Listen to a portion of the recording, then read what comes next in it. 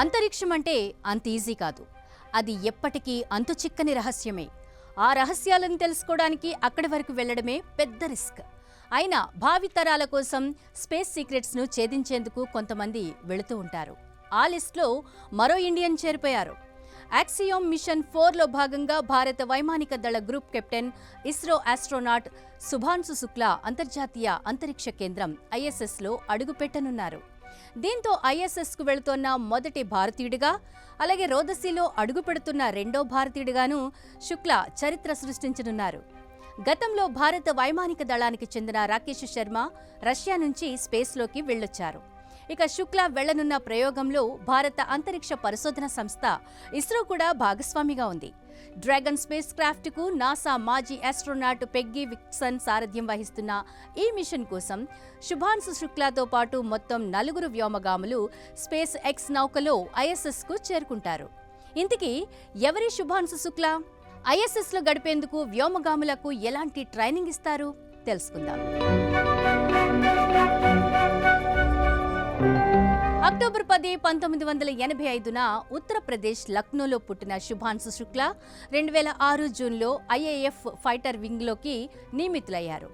Test పైలట్గా శుభాంశు శుక్లాకు Su-30 MKI, MiG-21, MiG-29, Jaguar, Hawk, Dornier లాంటి వివిధ విమానాలలో 2000 గంటలకు పైగా ప్రయాణించిన అనుభవం ఉంది. ఇక భారత వైమానిక దళంలో గ్రూప్ కెప్టెన్గా పనిచేస్తున్న శుభాంశు శుక్లా ఇస్రో చేపట్టబోయే మానవ సహిత అంతరిక్ష మిషన్ గగన్యాన్కు ఎంపికైన 4 వ్యోమగాముల్లో ఒకరు. 2019లో శుభాంశు శుక్లాకు ఇస్రో నుంచి కాల్ వచ్చింది. అంతరిక్షంలోకి వెళ్లేందుకు ట్రైనింగ్ తీసుకోవాలని ఇస్రో శుక్లాకు సూచించడంతో రష్యాలో అడుగుపెట్టారు. మాస్కోలోని యూరీ గగారియన్ కాస్మోనాట్ శిక్షణ కేంద్రంలో కఠినమైన శిక్షణను ప్రారంభించారు. నిజానికి గగన వీధుల్లోకి వెళ్లేవారు ఖచ్చితంగా కఠిన శిక్షణ తీసుకోవాల్సిందే. ఎందుకంటే అంతరిక్షం అంటేనే ప్రమాదం.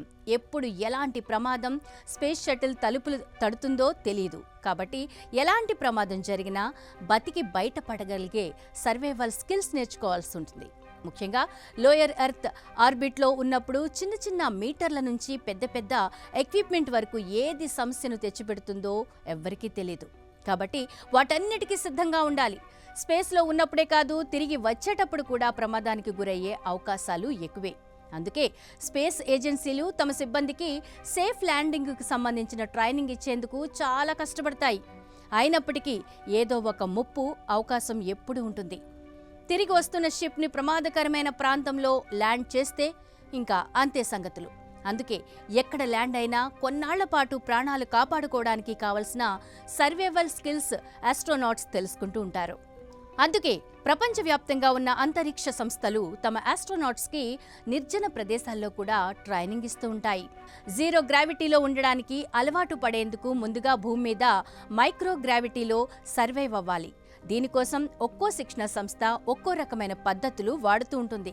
శుక్లా ట్రైనింగ్ తీసుకున్న యూరీ గగారిన్ కాస్మోనాట్ ట్రైనింగ్ సెంటర్లో జీరో గ్రావిటీ ట్రైనింగ్ ఇచ్చేందుకు MiG-15 UTI లాంటి ఎయిర్ క్రాఫ్ట్లను వాడతారు. వీటిలో దాదాపు 400 క్యూబిక్ మీటర్ల ఖాళీ స్థలం ఉంటుంది. విమానం పైకి లేచి కిందికి వస్తున్నప్పుడు లోపల ఉన్న వ్యక్తులు దాదాపు 20 నుంచి 25 సెకండ్ల వరకు బరువు లేని స్థితి ఫీల్ అవుతారు. ఈ ట్రైనింగ్ తీసుకుంటున్నప్పుడు చాలా మందికి వికారం కలుగుతుంది. వీటిలో మొదటిసారి ప్రయాణించే వాళ్లలో ప్రతి 3లో ఒకరు ఖచ్చితంగా వాంతి చేసుకుంటారని నాసా సైంటిస్టులు చెబుతున్నారు. అందుకే వీటిని ఒమిట్ కామెట్స్ అని పిలుస్తూ ఉంటారు. ఇలాంటి ట్రైనింగ్ తీసుకున్న తర్వాత బెస్ట్గా అనిపించిన వారిని అంతరిక్ష యాత్రకు సిద్ధం చేస్తారు. అందులో శుక్లా రూపంలో ఒక ఇండియన్ నిలవడం దేశాన్ని ఖుషి చేసిందనే చెప్పాలి.